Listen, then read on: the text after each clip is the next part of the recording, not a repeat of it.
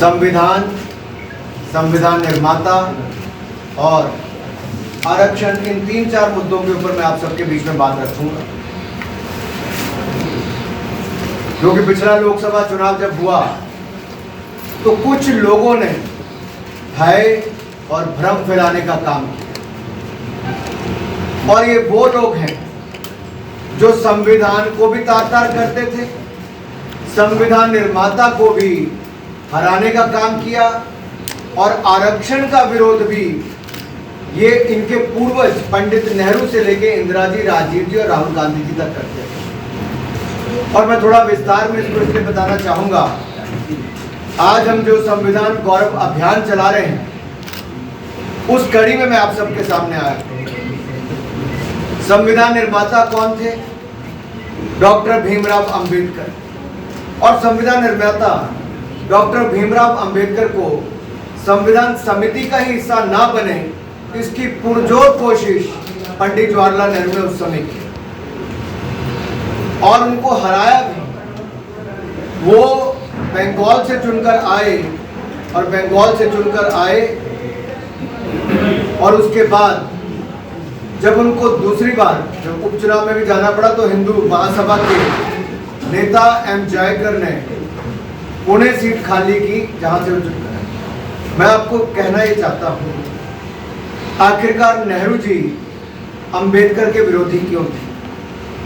आखिरकार पंडित नेहरू जी ने lady Mountbatten को पत्र लिखकर अपनी खुशी क्यों व्यक्त की थी कि अब डॉक्टर अंबेडकर उनकी कैबिनेट का हिस्सा नहीं होंगे? वो चुनाव हार गए।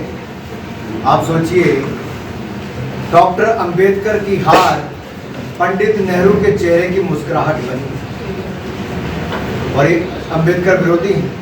अगली बात मैं आपके सामने करना चाहता हूं, जब लोकसभा के चुनाव हुए तब भी कांग्रेस और कम्युनिस्ट पार्टी दोनों ने मिलकर 1952 में भी और 1954 में भी डॉक्टर अंबेडकर के खिलाफ प्रचार प्रसार किया, उनको चुनाव हरवाए।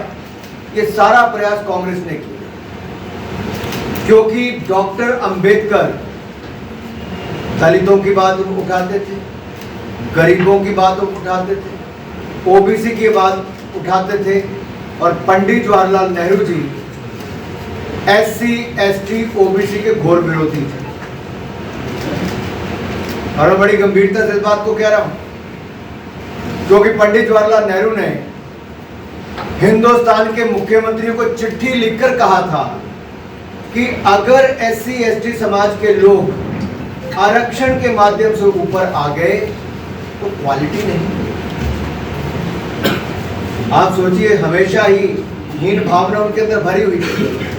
अंबेडकर जी ने तो 1951 में नेहरू जी के मंत्रिमंडल से इस्तीफा भी दे दिया था, और उसके पीछे 5 कारण उन्होंने बताए थे कि नेहरू जी दलित मुद्दों पर उनकी अपेक्षा कर रहे हैं, और नेहरू जी का ध्यान केवल मुसलमानों पर केंद्रित है। एक तो ये भी, दूसरा आर्थिक नीतियों और संस्थानों के जो दरकिनार करने का प्रयास किया जा रहा है, और ये भी किसको किया? डॉक्टर अंबेडकर को, पंडित नेहरू ने किया।